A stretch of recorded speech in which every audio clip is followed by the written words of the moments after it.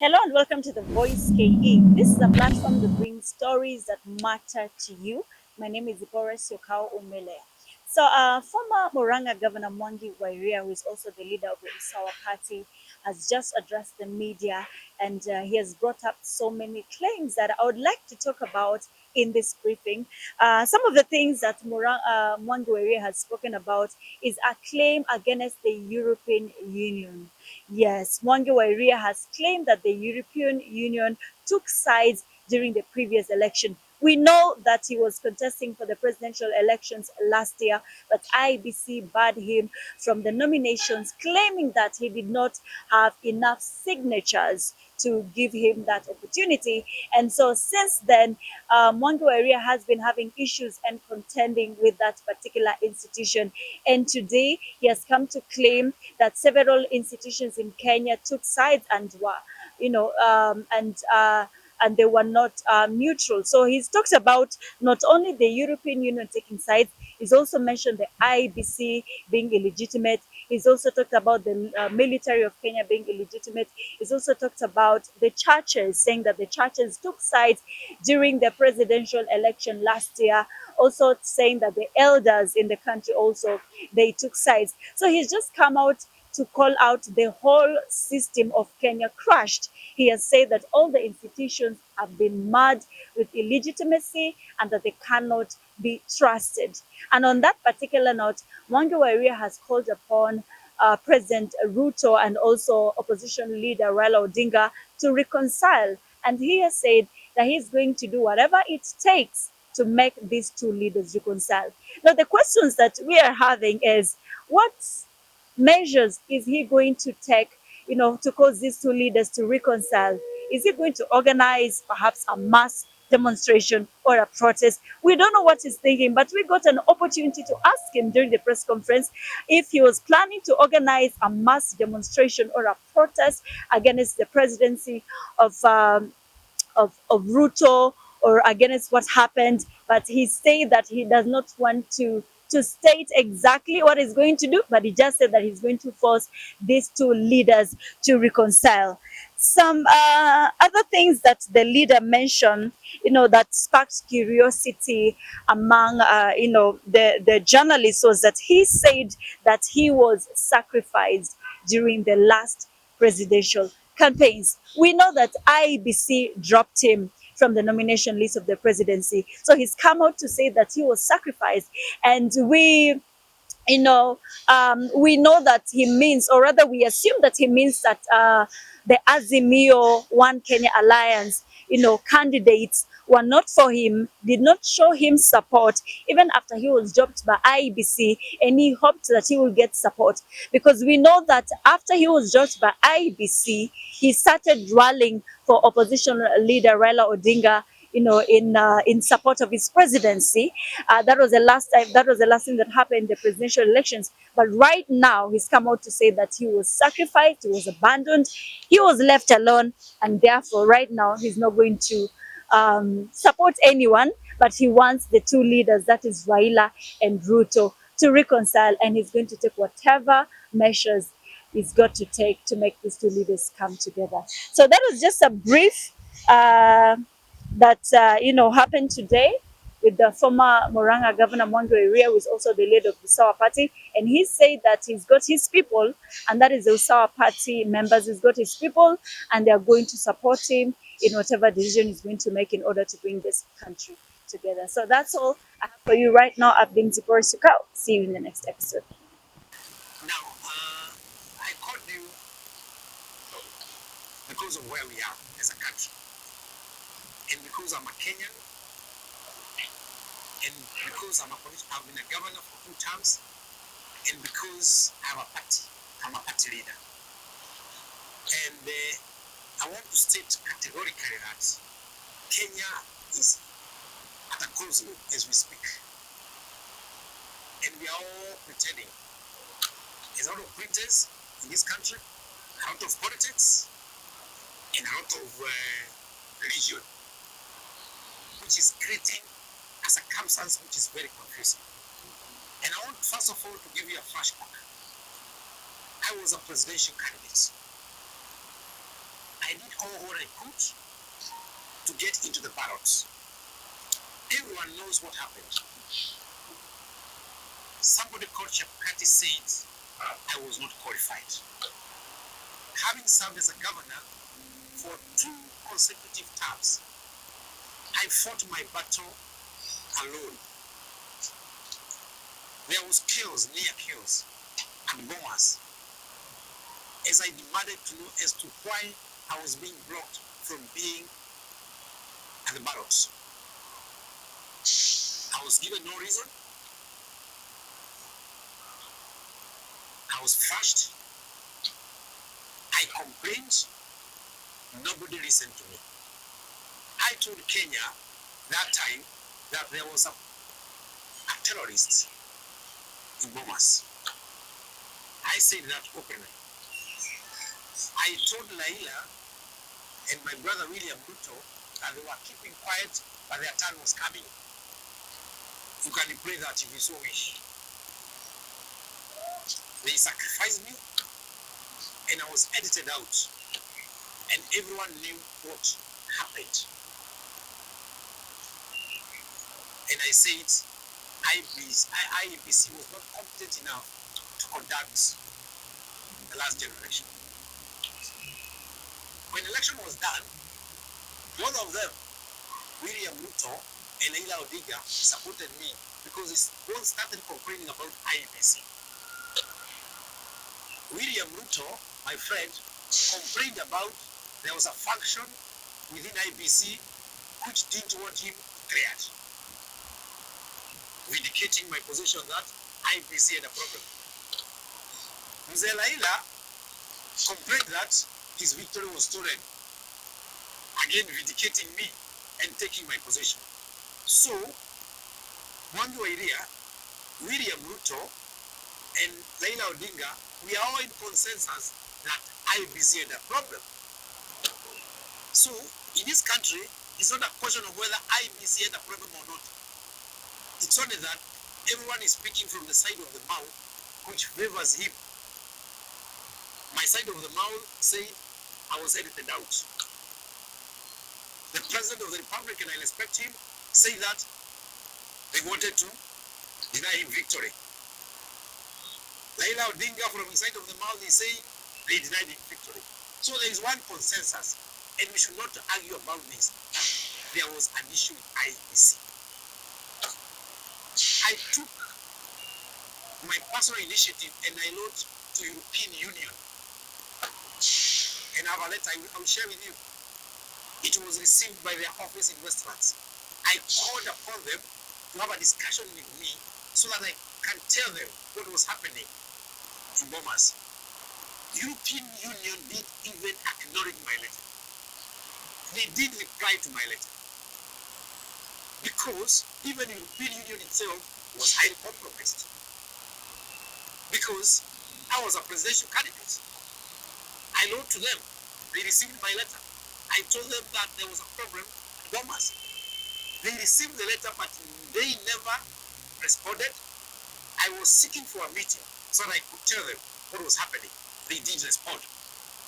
European Union, those people who later pretend to come in aid of countries when countries are in turmoil, when countries are in trouble. And if they want to deny, I have the letter. I personally took the letter to Westlands.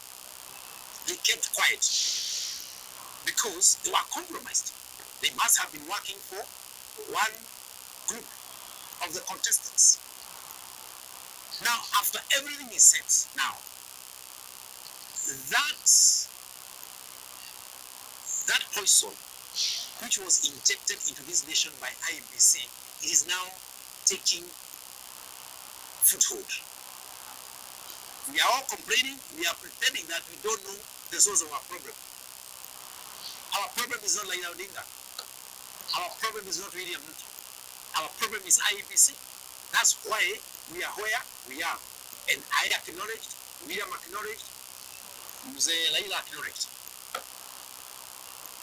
We are in a situation in Kenya whereby all systems have actually crashed. Nobody can reconcile this nation. And we are in a worse situation than we were in 2007.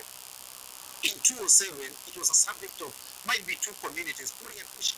That's an easy, you just call elders from this side and elders from the other side. But this one now, the mix is bigger and is deeper and is more dangerous.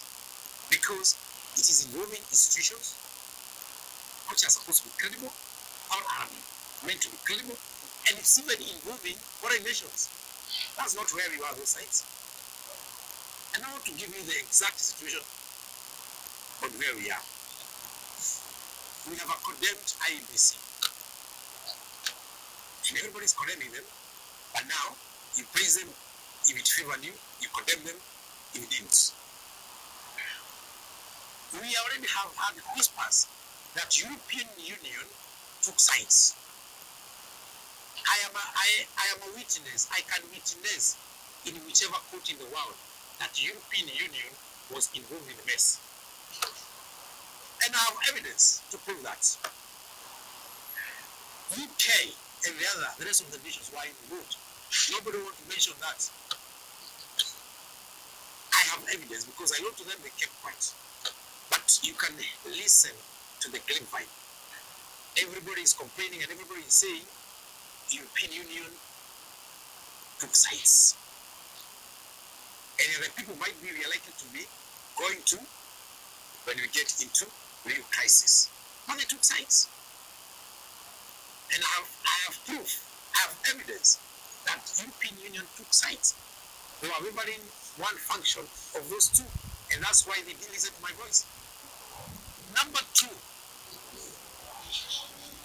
the church, which is supposed to be an independent arbiter, again took sides. In those old days, the 207s of our history, the church used to come in to mediate. It's very difficult now for the church to come in because they took sides. They are praising God, either on this side, or political divide, or the other side. That is a church. We used to have a church, a religious system, which could reconcile the nation, which could call warring brothers, warring parties, in a spirit of reconciliation. Now, they are praising God, lifting the Bible, facing either side of their political preference. And the church is now being used as a platform of throwing barbs, of abusing whichever side that you think you don't like. So we have the European Union, which is compromised. Then we have the church, which is compromised. We used to have an elder system whereby elders of this community would reconcile communities, elders of the other community. Within our country, our land, for example, in the Kikuyu community, all the elders were out of. They went in whichever side their bread was buttered. So our elder system has been swallowed into the political confusion. They are the people who would imagine are likely to come out and say, well, we are headed in the wrong direction. Let's sit and listen together. They are not there. Because they took sides. Even today they are taking sides. Within my community, they took all manner of sides. Even people who are non-elders were actually wearing the elder uniform to go and collect money from whichever side of the political divide. So our elder system, again, is compromised, is dead. The Supreme Court is being accused, whether rightly or falsely.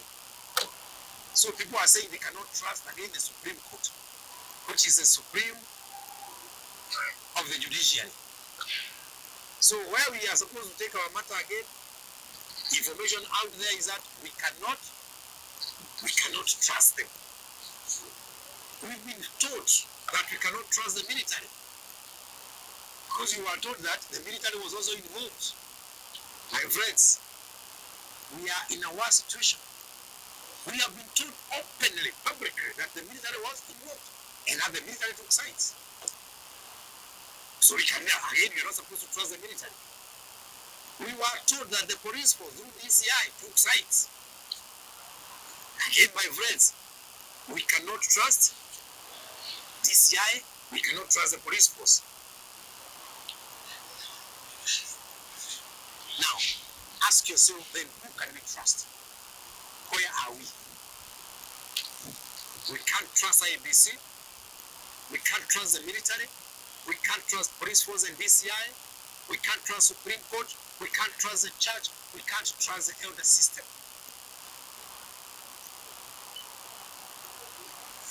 The opposition has said no to reconciliation.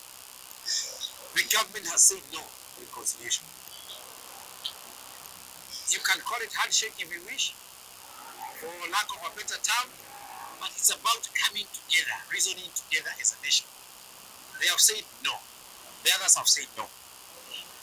Yesterday, Raila Odinga declared the current government as illegitimate. All government officials have been declared as illegitimate. So, we seem to be having an illegitimate IEBC, an illegitimate military, illegitimate police force, illegitimate church, illegitimate president, an illegitimate minister, and illegitimate everything. That's exactly where we are. And it's all people have said, I've been listening to leaders when they go to church. So, if every institution in this country is illegitimate, then we have a nation. Including the president is illegitimate. As it is said, the government is illegitimate, military is illegitimate. They are all involved. Supreme Court is illegitimate. I'm telling you, and I want us to now open our eyes that we are in deeper crisis than we were in 2007. That was an issue of two communities warring. Including the elder system is illegitimate. And the two leaders have told us that no way. The deputy president, and he's my friend, say that he need to be given only 2 weeks to deal with Raila. Is that the nation that we are trying to make really? Whereby leaders want to be given 2 weeks to crush the others? For the first time, we've started hearing the mention of the word death and killing as a common term. So and so wanted to kill so and so. So and so is killing so and so. And it is said using church platforms, where we are supposed to be talking about other better things. We are only supposed to be talking about death during burial. But now we are talking about death every day. At the so and so wanted to kill so and so. So and so killed so and so. So and so is planning to kill so and so. And that is now the language of government. It is the language of opposition. 2 weeks ago, we were thinking to a fact that somebody was supposed to be killed, and the only discussion was whether he was supposed to be killed and put into a container. Aye, guys, are we sane? And it is said in church that so and so was supposed to be killed. The only issue was how he was supposed to be killed and whether he was supposed to be taken into a container or into a sack. Guys, are we sane? Is that the language that we are feeding our children with? That is the situation in current Kenya, I'm telling you. And I can tell you, we have a big problem. And when we get to that level, those people who are supposed to come and arbitrate and listen everybody out, they are all simply legitimate. So, what are we supposed to do as a nation? Who is there for this nation? Are we supposed to all die and bury Kenya? Or what are we supposed to do? Even media is legitimate, actually. Everything in Kenya is legitimate now. Even media. Because you supported so and so, you are illegitimate. Civil service is illegitimate. So and so supported so and so. I mean, how far do we want to take this conflict as a nation? You know, let me tell you the truth. This will end up in bloodshed. You get it or not? The end game will be bloodshed. When everything is illegitimate, when it's conflict all over, including media, is not credible, the Supreme Court is not credible, IBC is not credible, the president is not credible, opposition is not credible, then where are we headed? And nobody's supposed to speak. Because when you speak, an army of politicians will be sent into church next week to invade you. If you speak, people are plotting every day. They are not plotting about our coffee. Coffee, tea, bilateral is another agenda. The main agenda is to nurse the fund conflict across all sectors. Even tea, KTDA, was said is illegitimate. So they paid what irregular. I mean, guys, what I'm telling you is that we have a problem. And this problem has no solution. And give Kenya 6 months from now to not be a nation. Given the trajectory that we have taken, 6 months, 1 year, this will not be a nation. And we are replying to each other, thinking that we are joking. We are joking with the lives of 50 million human beings, a good number of them being children and women. But because we are in high offices, we think we are safe. Because we are being guarded, we think we are safe. And we are still being guarded by the people that we are saying are illegitimate. The military was compromised. They are guarding us. And they are still compromised. They are guarding our borders, and it was still compromised. So my message to Kenya is that we need to be careful. What came out yesterday broke the camel's back, and people think people are joking. When Laila says he's going to resist, he's going to resist. Don't think he's not going to resist. He's going to resist. He's known. When the other guy says that they're going to defend, they're going to defend. Because that's what they have said. Laila has said he's going to resist. The government has said it's going to defend. That is war. Call it in your own language, but that's called war.